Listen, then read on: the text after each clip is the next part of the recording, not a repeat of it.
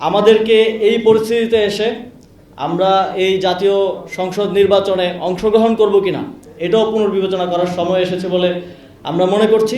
চট্টগ্রামের একজন বিএনপির প্রার্থী আসলাম চৌধুরী, তিনি 1700 কোটি টাকা ঋণ গ্রহীতা বিভিন্ন ব্যাংক থেকে বাংলাদেশের, এবং 1200 কোটি টাকার ঋণ খেলাপি।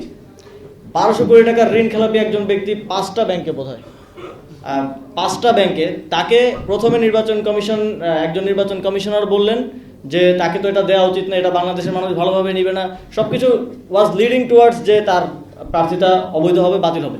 হঠাৎ করে পাশে একটু কথা বলে তিনি বললেন যে এটা অ্যাকসেপ্টেড, মানে হঠাৎ করে আউট অফ নো হোয়ার এটা অ্যাকসেপ্টেড। এবং ওনারা যদিও বাংলাদেশের প্রচলিত ঋণ খেলাপি আইন অনুযায়ী গ্যারান্টার ইজ অলসো হচ্ছে ঋণ খেলাপি, কিন্তু ওনারা ইন্টারপ্রিটেশন করলেন যে গ্যারান্টার হিসেবে তাকে সেখানে দায় মুক্তি দেওয়া হলো।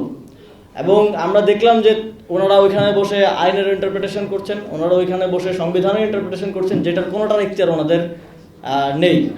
এবং আমরা অবশ্যই এই বিষয়গুলোতে ভবিষ্যতে আমাদের আইনি লড়াই চালিয়ে যাব। এবং আমরা আজকে স্পষ্টভাবে বলছি যে এই নির্বাচন কমিশনের একটা সুষ্ঠু নির্বাচন, নিরপেক্ষ নির্বাচন আয়োজনের ক্ষেত্রে আমরা পার্টি হিসেবে জাতীয় নাগরিক পার্টি কোনো ধরনের কনফিডেন্স আজকের পরে আর পাচ্ছি না। এবং আমাদেরকে এই পরিস্থিতিতে এসে আমরা এই জাতীয় সংসদ নির্বাচনে অংশগ্রহণ করব কিনা এটাও পুনর্বিবেচনা করার সময় এসেছে বলে আমরা মনে করছি। যেহেতু রাইট অ্যাওয়ে ওইখান থেকে এসে আপনাদের সাথে কথা বলছি, সে কারণে কোনো সিদ্ধান্ত এখন আমি দিব না। আমরা আমাদের পার্টির রাজনৈতিক পর্ষদে বসে সিদ্ধান্ত গ্রহণ করব এই বিষয়ে। তবে আমরা এই বিষয়টি অবশ্যই পুনর্বিবেচনা করব।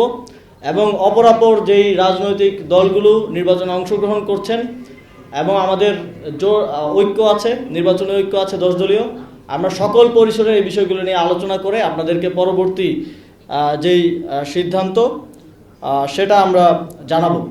এবং আমাদের পক্ষ থেকে আমরা সকল স্টেক হোল্ডারদের সাথে কথা বলে আমরা যেটা গতকালও বলেছিলাম, আমরা রাজপথে নামারও প্রস্তুতি গ্রহণ করব। একই সাথে আমাদের আইনি লড়াই, রাজপথের লড়াই এবং আমাদের যে স্টেক হোল্ডার আছেন তাদের সাথে আমাদের কনসালটেশন চলমান থাকবে।